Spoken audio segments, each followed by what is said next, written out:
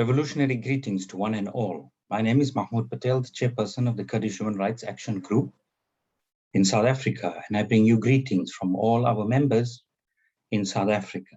My thanks and appreciation to the organizers of the International Water Forum in North and East Syria for giving me the honor and opportunity to participate in this international forum. My title focuses on the practices of Turkey to create water crisis in the region, the breach of international law, and the weaponizing of water in northeast Syria, Rojava. The earliest agreement of the waters of the Tigris and Euphrates basin occurred between the French and British mandatory governments of Syria and Iraq. The goal of this agreement was to lay the groundwork for the future utilization of the rivers. Additionally, the agreement called for a bilateral commission to review any proposed plans. This was followed in May 1926 and May 1930 by the Turco-French, which committed the Turkish Republic and French mandate to coordinate the uses of the Euphrates. This agreement excluded and subjected the Kurds and other peoples to an agreement by the French and Turks. In March 1946, Turkey and Iraq signed the Treaty of Friendship and Good Neighborly Relations, committing both parties whom agreed to share related data, consult with each other over usage of the waters, and establish a committee to implement agreements. The problems that arose from the previous treaties were due to their bilateral nature, which excluded the third riparian state, Syria, from involvement. This led to the development of the Joint Technical Committee in 1980. The purpose of this committee was to get all three states into a general agreement and ensure that all future bilateral actions were in accord with established international law.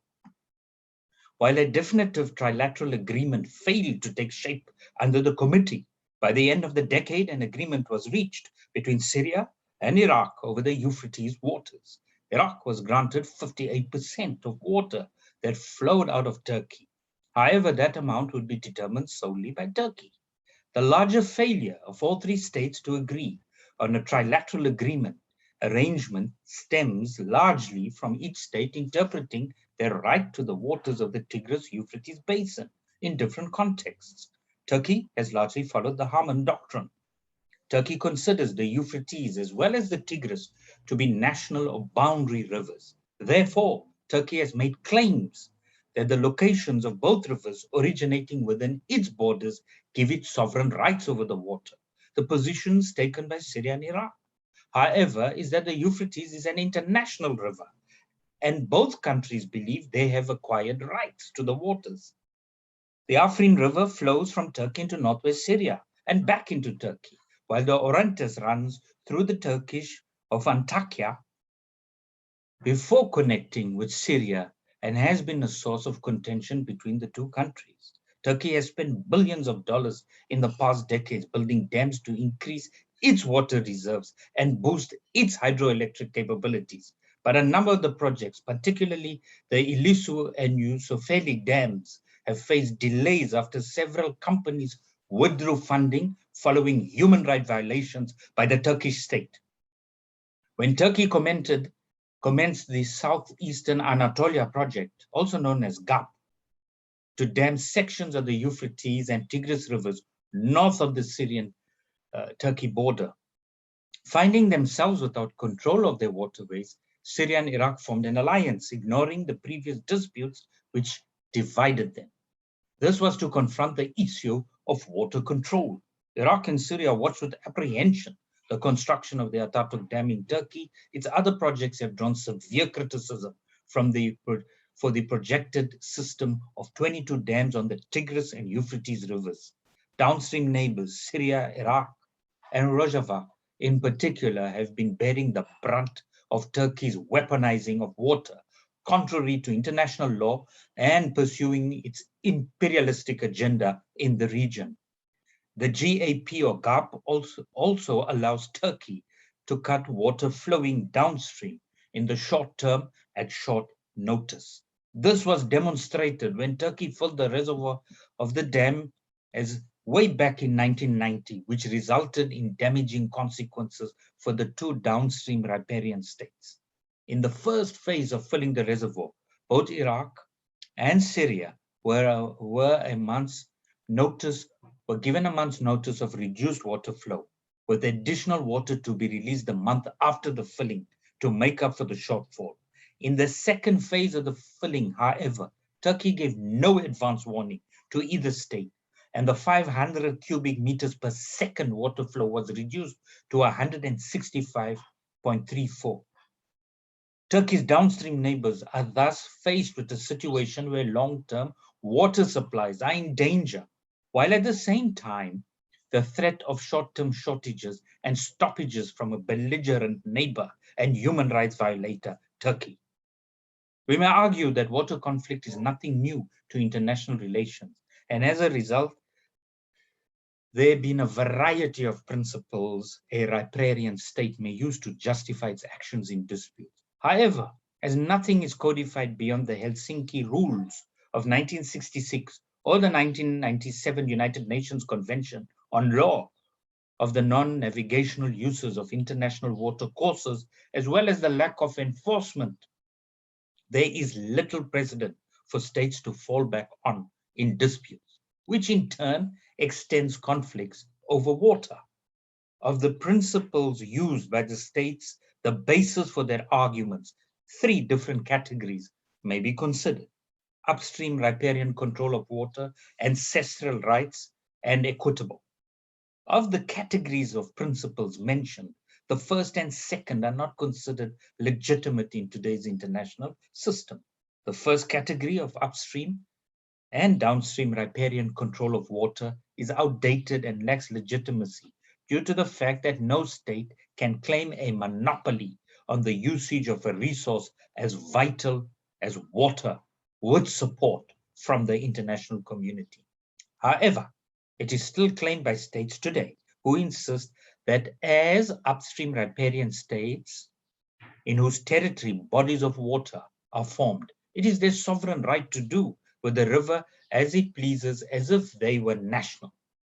The ancestral claims category is also not accepted in international disputes, although it may be claimed by a riparian as a justification for usage of waters.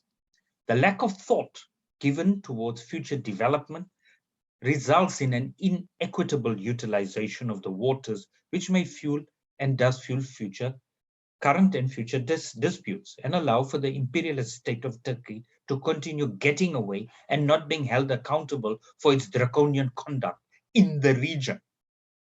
In contrast, the third category of equitable utilization is the most accepted of the categories, as it attempts to minimize disputes and, secondly, provides a legitimate path for an improved sharing of water resource. Structural scarcity as a form of exploitation by Turkey in Rojava is caused by an unequal distribution of resources. In this form of scarcity, Turkey seeks total control, directly and indirectly, even through the use of militant proxies, and uses a disproportionate amount of a given resource, thereby creating the scarcity issue for other segments of society in Rojava. International water law must equip states to jointly and sustainably manage the freshwater resources that they share. The clearest definition of human right to water was issued by the United Nations Committee on Economic, Social, and Cultural Rights in the General Comment 15, drafted in 2002.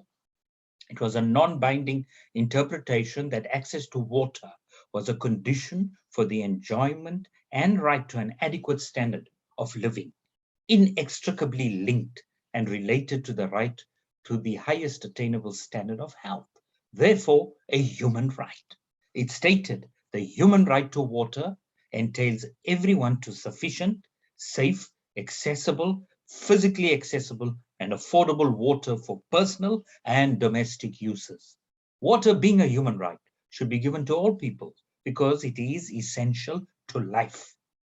The resistance to the hegemony of Turkey in Rojava is another example of combating the inimical goals of Turkish weaponizing of water. A human right to water generally rests on 2 justifications: the non-substitutability of drinking water, which is essential for life. And second, the fact that many other human rights, which are explicitly recognized in the United Nations conventions, are predicted upon and assumed availability of water, and that includes the right to food. So linked to water would be the right to food and agriculture, and so on.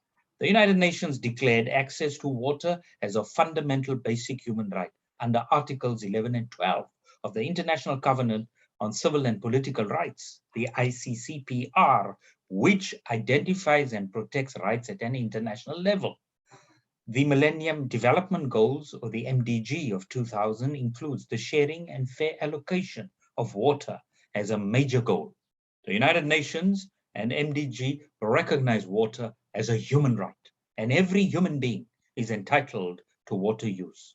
Equal access to water entails that no individual should be given privilege over the other at the absolute basic level. The sale of water cannot be permitted or justified under the United Nations at the basic level because water is seen as a universal human right. The right to water was created specifically to assist poor people in developing countries through attaining equitable access to water to prevent illness and death. Additionally, water rights are also associated with protecting the environment, strengthening the economy, and strengthening the water delivery system. But we know the United Nations fails to create a policy that appropriately creates balance in terms of water sharing and allocation and allows its own member Turkey to commit human rights abuses through weaponizing water against those in Rojava. Nor does the other partners of Turkey in NATO hold Turkey accountable. Turkish affiliates use essential services such as water and electricity as a weapon.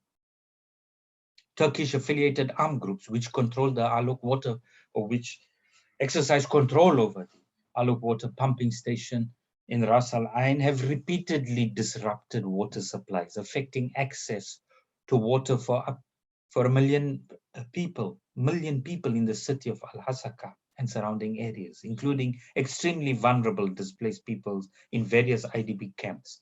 The interruptions of pumping were at the Alok pressure tactic to force Kurdish-led authorities to supply electricity to areas under the control of Turkish-backed factions from Al-Mabrouke electricity station, which remains under control of the Syrian government and Kurdish-led authorities as part of the Russian-Turkish deal, which was concluded in December 2019.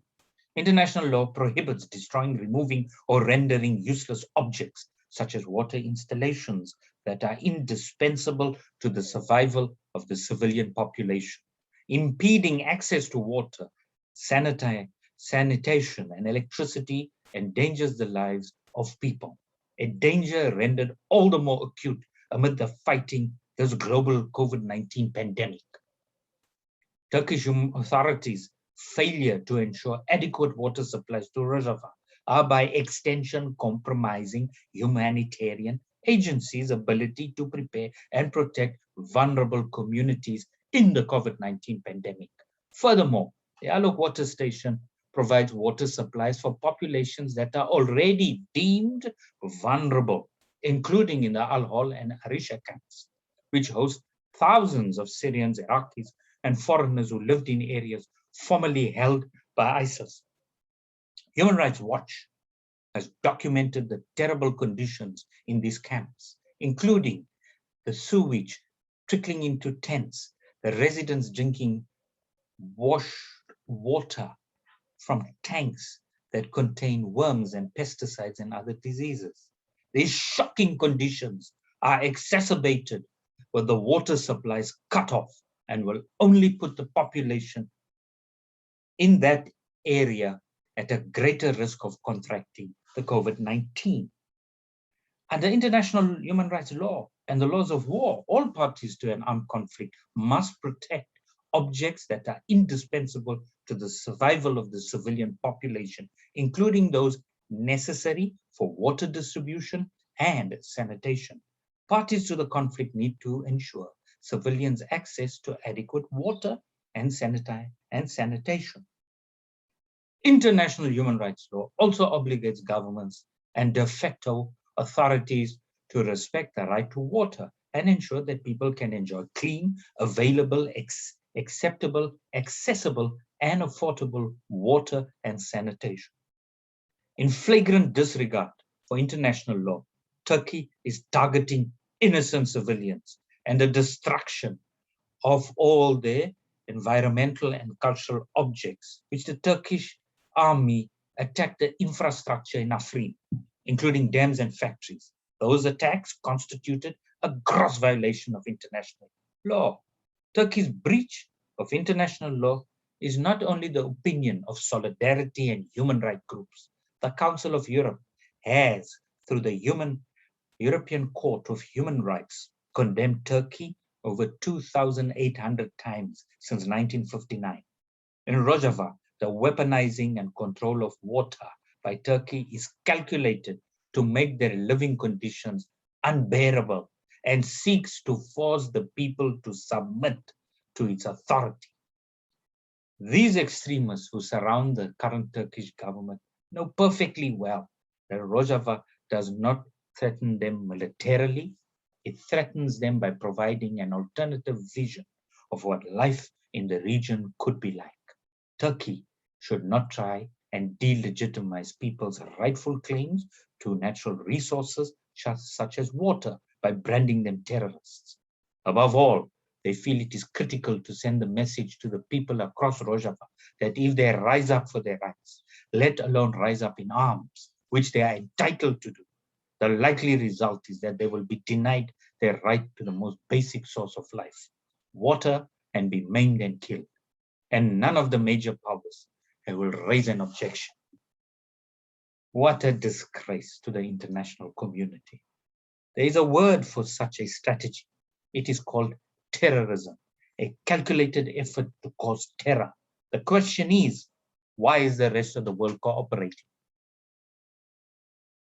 Instead, international pressure must be put on Turkey to stop weaponizing water for its political and hegemonic objectives, to leave Rojava, to stop using extremist proxies, and to seek a political solution through dialogue based on dignity, human rights, and the respect of the people of Rojava. I thank you, and I wish you everything the best for the International Water Forum.